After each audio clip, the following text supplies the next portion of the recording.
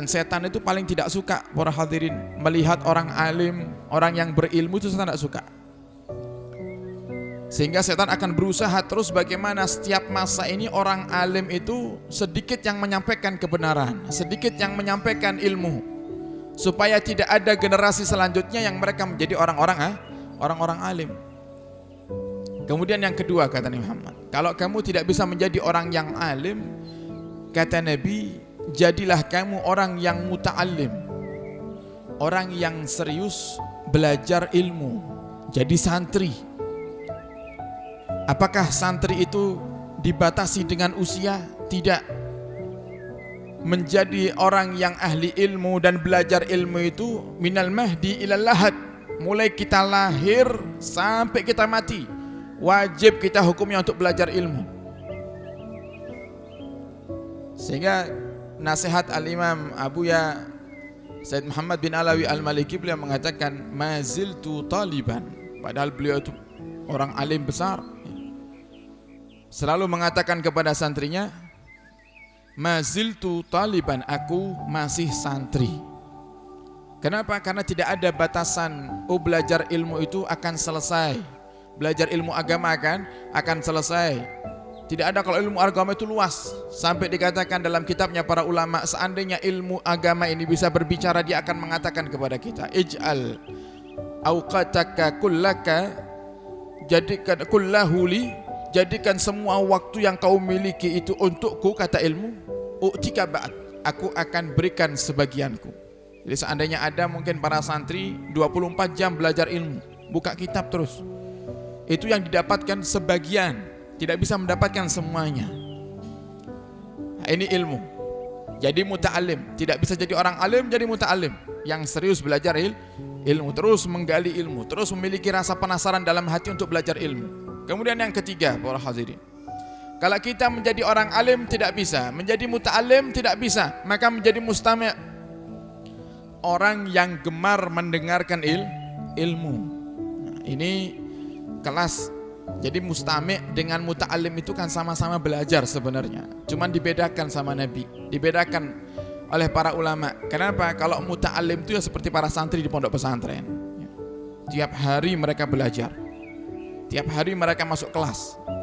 Tapi kalau mustami' itu gemar mendengarkan, tapi di saat ada udzur, yang terkadang udzurnya tidak terlalu darurat, ditinggalkan.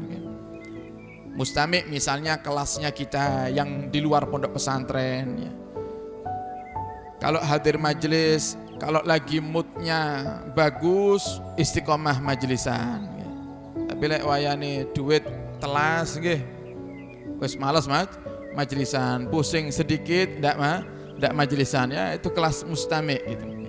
Mendengarkan ilmu tapi tidak seperti muta'alim. Kalau muta'alim itu serius, nyatet, ya, dihafalkan. Kalau mustami' itu wis hadir tidaknya saenake dhewe, ya.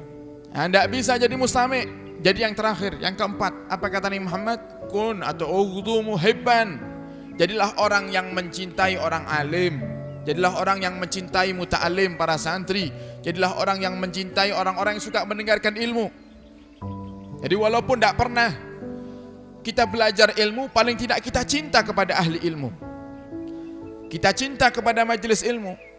Yang repot kata Nabi Muhammad, wala takunil khamis, jangan jadi kamu yang kelima, fatahlik, maka kamu akan binasa, kamu akan hancur. Siapa mereka?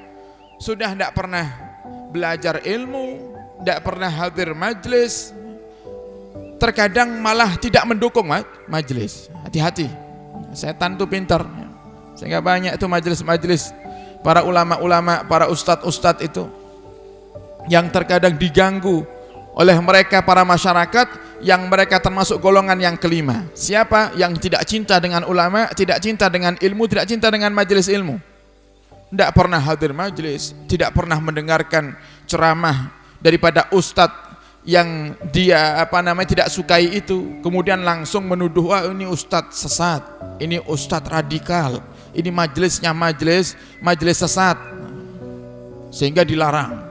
Dia keluar menyuarakan supaya masyarakat menolak majelis itu. Nah, sudah hendak mau majelisan, ya, tidak cinta dengan ahli ilmu, kemudian menolak daripada majelis ilmu. maka akan binasa, akan hancur kata Allah Subhanahu wa taala. Maka ini kemuliaan bagi Anda para santri ini semuanya yang Allah jadikan termasuk muta'allim yang kedua. Sehingga ini kemuliaan, ibarat kata itu antum sudah ada di jenjang dan derajat yang mulia, jangan sampai turun.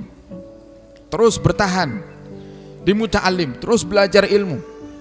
Bukan turun tapi malah naik menjadi orang yang alim. Kenapa?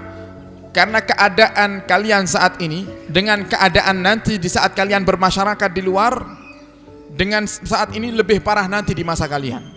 Nabi sudah katakan itu, tidak akan datang satu masa kecuali yang setelahnya akan lebih hancur daripada yang sebelumnya. Sekarang coba ini para wali santri ya. Panjenengan lihat ya, gimana rusaknya anak-anak di zaman sekarang, kira-kira sama tidak rusaknya dengan anak-anak di masa panjenengan masih kecil. Anak sekarang ini para hadirin ya, banyak di antara mereka itu yang terjerumus dalam kemaksiatan bahkan sebelum masa Covid ya. Ini sebagai pelajaran buat kita, terkhusus antum para wali santri, supaya lebih banyak bersyukur karena antum punya anak di pondok pesantren.